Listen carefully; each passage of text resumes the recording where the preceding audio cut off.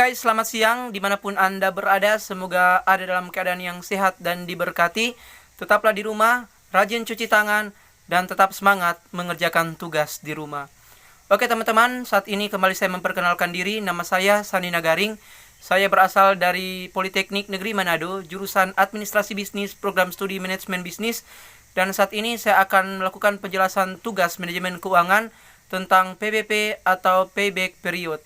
Semoga video yang akan saya bagikan kali ini dapat bermanfaat untuk teman-teman semua dan selamat menyaksikan.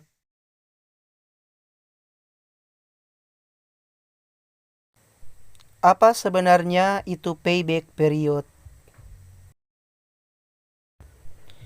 Payback period atau biasa disebut PBP adalah di mana periode pengembalian payback period dalam jangka waktu tertentu yang menentukan terjadinya arus penerimaan cash inflow yang secara kumulatif sama dengan jumlah investasi dalam bentuk present value.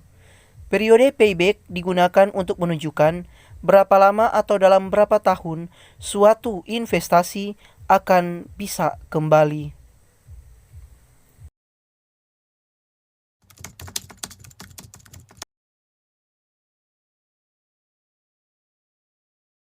Oke teman-teman, selanjutnya kita akan masuk pada penjelasan tentang perhitungan payback period. Dan di sini saya akan mengilustrasikan bahwasannya ketika kita akan melakukan suatu usaha, maka kita memerlukan dana atau investasi awal untuk membuka usaha kita seperti memberi peralatan, mesin, gedung, dan lain sebagainya. Dan seperti pada tabel ini telah dinyatakan bahwa pengeluaran-pengeluaran yang kita lakukan untuk menginvestasikan barang-barang yang akan kita perlukan untuk membangun usaha kita adalah sebesar Rp133.630.000 dan ini diletakkan pada tahun ke-0. Sementara untuk cash out pada tahun yang pertama, kedua, ketiga, keempat, dan kelima ini kita dapat pada tabel amortisasi. Amortisasi ini merupakan pengurangan nilai aktiva tidak berwujud. Contohnya, ketika kita ingin membeli sesuatu untuk membantu bisnis kita dan kita akan melakukan peminjaman uang ke bank, maka berapa uang atau jumlah uang yang harus kita bayar kepada bank sebagai angsuran pokok dalam 1 tahun. Dan ini untuk cash out tahun pertama sampai tahun kelima ini merupakan angsuran pokok. Dan masing-masing tahun pertama Rp7.261.565.000, tahun yang kedua Rp8.713.878, tahun yang ketiga Rp10.456.653, tahun yang keempat Rp12.547.984, sedangkan untuk tahun yang kelima Rp15.057.581. Sementara untuk cash in sendiri terdiri dari net profit dan depresiasi. Untuk net profit sendiri ini didapat dari laporan lugi raba dan masing-masing untuk tahun pertama Rp13.760.795, tahun yang kedua Rp31.280.213, tahun yang ketiga Rp34.746.782, tahun yang keempat Rp45.306.508, tahun yang kelima Rp51.839.079. Selanjutnya untuk depresiasi ini kita dapat pada tabel depresiasi dan masing-masing untuk tahun pertama sampai tahun yang kelima sama, yaitu Rp9.900.000. Oke, selanjutnya kita akan masuk pada net cash flow atau NCF. Dan untuk mendapatkan hasil dari NCF maka kita akan melakukan pengurangan antara cash in dikurang dengan cash out. Dan kita akan mulai untuk tahun yang ke-0. Net profit nilainya adalah 0, depresiasi nilainya adalah 0, maka 0 ditambah 0 dikurang dengan Rp133.630.000, maka hasilnya adalah min Rp133.630.000. Selanjutnya untuk tahun yang kedua, Rp13.760.795 ditambah dengan Rp9.900.000 dikurang dengan Rp7.261.565, maka hasilnya adalah Rp16.399.230. Untuk tahun yang kedua, 31.280.213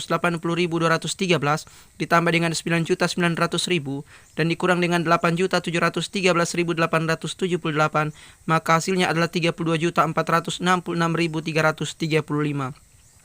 Selanjutnya untuk tahun yang ketiga, Rp34.746.782 ditambah dengan Rp9.900.000, maka hasilnya adalah dikurang dengan Rp10.456.653, maka hasilnya adalah Rp34.190.129. Untuk tahun yang keempat, Rp45.306.508 ditambah dengan Rp9.900.000 dikurang dengan Rp12.547.984, maka hasilnya adalah Rp42.658.524. Untuk tahun yang kelima atau tahun yang terakhir, Rp51.839.079 ditambah dengan Rp9.900.000 dikurang dengan Rp15.057.581, maka hasilnya adalah Rp46.681.498. Oke, selanjutnya kita akan masuk pada kolom kumulatif net cash flow, dan pada kolom ini kita akan segera mengetahui bahwasannya butuh berapa jangka waktu bagi perusahaan untuk dapat mengembalikan dana investasi awal, yaitu Rp133.630.000. Dan untuk mencari kumulatif net cash flow, kita akan menggunakan rumus. Dan untuk tahun yang pertama, khusus untuk tahun yang pertama, ketika kita akan mencari kumulatif net cash flow, maka kita akan menjumlahkan net cash flow tahun sebelumnya. Dalam hal ini adalah tahun ke-0, yaitu Rp133.630.000, dan akan ditambahkan dengan net cash flow tahun yang pertama. Sementara untuk tahun yang kedua sampai dengan tahun yang kelima, ketika kita akan mencari kumulatif net cash flow, maka kita akan menjumlahkan kumulatif net cash flow tahun yang pertama ditambahkan dengan net cash flow tahun tersebut atau tahun yang akan kita cari kumulatif net cash flow-nya, dan seterusnya. Dan saat ini kita akan langsung masuk pada perhitungan. Untuk mencari kumulatif net cash flow tahun yang pertama, maka kita akan menjumlahkan net cash flow tahun sebelumnya, dalam hal ini tahun ke-0, yaitu Rp133.630.000 ditambah dengan Rp16.399.230 sebagai net cash flow tahun yang pertama, maka hasilnya adalah min Rp117.230.770. Sementara untuk mencari kumulatif net cash flow tahun yang kedua, maka kita akan menjumlahkan kumulatif net cash flow tahun yang pertama yang telah kita dapat, yaitu min Rp117.230.770 ditambah dengan net cash flow tahun yang kedua, yaitu Rp32.466.635, dan hasilnya masih min Rp84.764.435.